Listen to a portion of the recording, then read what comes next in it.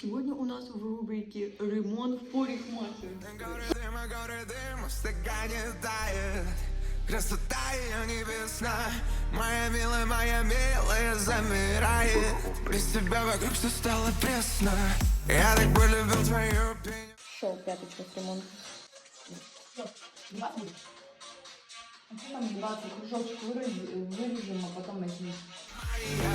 Меня доцвели с ума ее желания. Твоя любовь вызывает привыкание. Растворили мой рассудок для считания. Распаковка салона красоты Чек. Владелец, как вам? Ваши комментарии. Я устала. Я тоже.